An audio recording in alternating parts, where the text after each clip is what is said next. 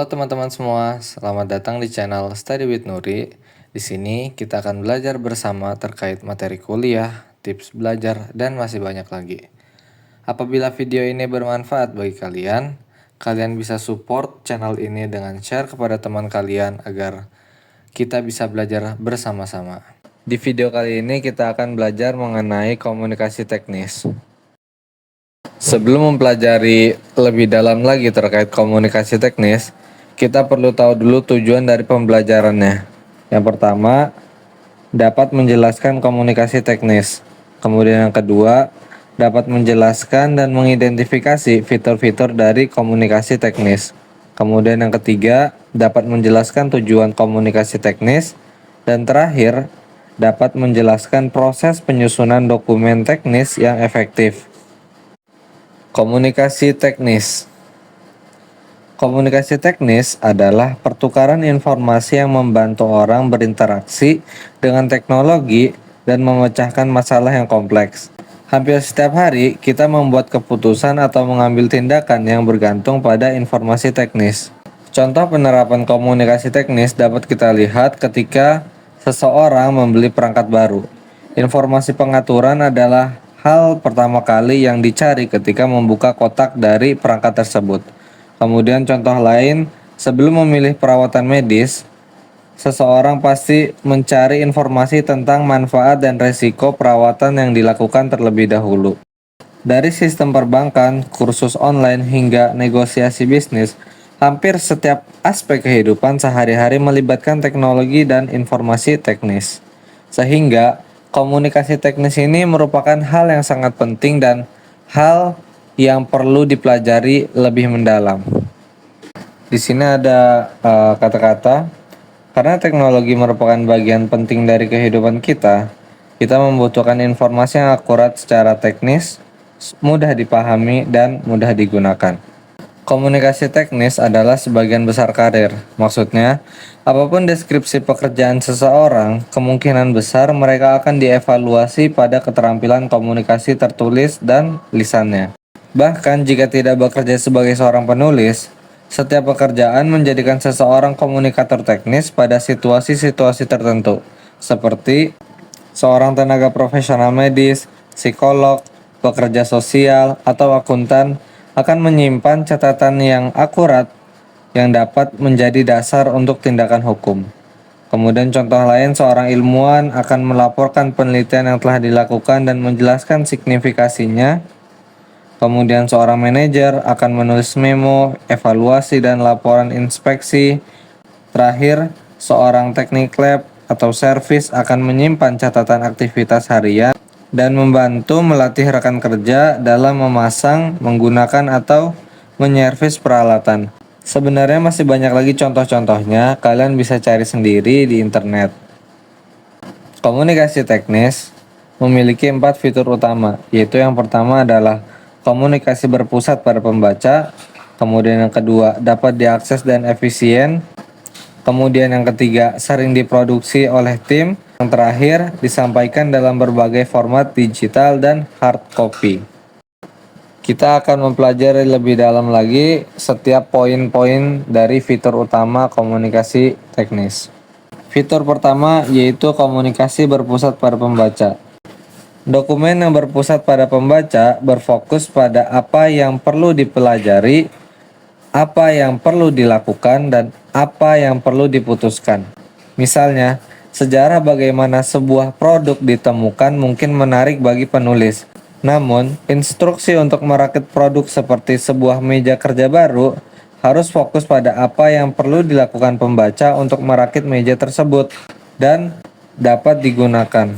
Kemudian lanjut ke fitur selanjutnya, dapat diakses dan efisien. Pembaca berharap untuk mendapatkan informasi yang mereka butuhkan dan dapat menjawab pertanyaan mereka dengan jelas. Dokumen teknis ditulis dan dirancang sedemikian rupa sehingga audiens, khususnya non-teknis, dapat melakukan dan memahami informasi yang diberikan. Alih-alih bagian teknis yang panjang, konteks disajikan dalam potongan pendek yang menjawab pertanyaan utama yang akan ditanyakan oleh pembaca. Sebuah dokumen teknis memerlukan elemen-elemen penting agar dokumen teknis tersebut menjadi dokumen yang baik. Berikut adalah elemen-elemen penting yang diperlukan oleh dokumen teknis. Yang pertama, konten yang bermanfaat. Dokumen harus mencangkup semua informasi yang diperlukan oleh pembaca. Ini berarti hanya menyajikan informasi yang relevan dan esensial. Kemudian yang kedua, penyusunan yang logis. Struktur dokumen harus memandu pembaca secara logis melalui informasi, menekankan pada materi yang penting untuk pemahaman yang lebih baik. Kemudian yang ketiga, gaya yang dapat dibaca. Teks harus disajikan dengan cara memudahkan pembacaan dan pemahaman dengan menekankan pada akurasi informasi. Kemudian yang keempat, visual yang efektif. Gambar, diagram, atau visual lainnya harus digunakan untuk menjelaskan konsep dan hubungan jika memungkinkan, untuk menggantikan kata-kata yang rumit. Kemudian yang kelima, desain halaman yang efektif. Halaman harus dirancang dengan baik, termasuk judul, daftar isi, spasi, dan jenis huruf yang membantu meningkatkan kejelasan dan keterbacaan. Kemudian yang terakhir, suplemen. Dokumen dapat memiliki suplemen seperti abstrak, lampiran, atau glosarium untuk membantu pembaca fokus pada bagian tertentu atau memahami istilah-istilah teknis. Kita lanjut ke fitur yang ketiga, yaitu sering diproduksi oleh tim. Maksudnya, dokumen teknis seringkali rumit. Alih-alih diproduksi oleh seorang penulis tunggal, dokumen kompleks biasanya dibuat oleh tim yang berdiri dari penulis, desainer web, insinyur, ilmuwan, manajer, atau pakar hukum dan profesional lainnya. Tim mungkin ditempatkan di satu lokasi atau didistribusikan di berbagai lokasi pekerjaan, zona waktu, dan negara. Dan fitur yang terakhir adalah disampaikan dalam berbagai format digital dan hard copy. Dokumen teknis dapat disampaikan dalam berbagai media seperti media cetak atau hard copy, halaman web, dokumen PDF, e-book, podcast, posting blog, dan media sosial.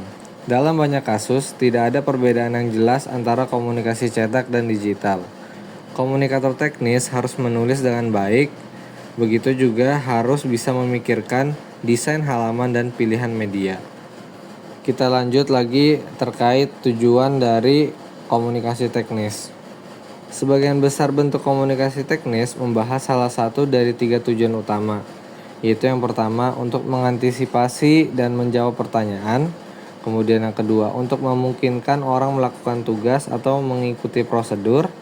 Kemudian yang ketiga, untuk mempengaruhi pemikiran orang atau membujuk pembaca. Selanjutnya, kita akan belajar mempersiapkan dokumen teknis yang efektif. Terlepas dari jenisnya, menghasilkan dokumen yang efektif biasanya mengharuskan komunikator menyelesaikan 4 tugas dasar. Tugas yang pertama yaitu penyampaian informasi yang dapat digunakan pembaca. Maksudnya, informasi yang disampaikan harus relevan dan berguna bagi pembaca, karena setiap pembaca berada dalam situasi yang berbeda dan memiliki kebutuhan informasi yang berbeda. Penting untuk memahami audiens dan menyajikan informasi yang sesuai kebutuhan mereka. Ini melibatkan penyesuaian gaya penyampaian, tingkat detail, dan fokus informasi. Kemudian tugas yang kedua, gunakan penalaran persuasif. Maksudnya, dalam komunikasi, penting untuk menggunakan penalaran yang dapat meyakinkan pembaca tentang validitas informasi yang disampaikan. Orang seringkali memiliki pandangan yang berbeda tentang makna informasi dan tindakan yang harus diambil. Oleh karena itu, menggunakan argumen yang logis dan persuasif membantu penyampaian pemahaman dan kesepakatan. Kemudian, tugas yang ketiga adalah pertimbangan masalah etika. Maksudnya, komunikasi yang tidak etis dapat merusak kredibilitas dan mengasingkan pembaca. Penting untuk selalu mempertimbangkan aspek etis dalam penyampaian informasi seperti kejujuran, transparansi, dan integritas. Menghindari informasi yang menyesatkan atau manipulatif adalah kunci untuk menjaga kepercayaan dan kredibilitas. Kemudian, tugas yang terakhir yaitu mempraktikkan kerja tim yang baik. Maksudnya, dalam banyak profesi, dokumen tidak dibuat oleh satu orang saja, tetapi oleh tim yang terdiri dari berbagai rekan kerja dari berbagai bagian organisasi. Kerja tim yang baik melibatkan kolaborasi, komunikasi yang efektif, dan koordinasi antara anggota tim untuk memastikan bahwa dokumen yang dihasilkan berkualitas tinggi dan memenuhi tujuan yang diinginkan. Dengan menyelesaikan keempat tugas ini, komunikator dapat memastikan bahwa dokumen yang dihasilkan efektif, etis, dan memenuhi kebutuhan pembaca. Terima kasih telah menonton video ini. Jika kalian menemukan manfaat dari video ini, jangan lupa untuk like, comment, and share kepada teman-teman kalian. Jika ada pertanyaan atau topik yang ingin dibahas, silahkan tulis di kolom komentar. Sampai jumpa di video selanjutnya dan tetap semangat.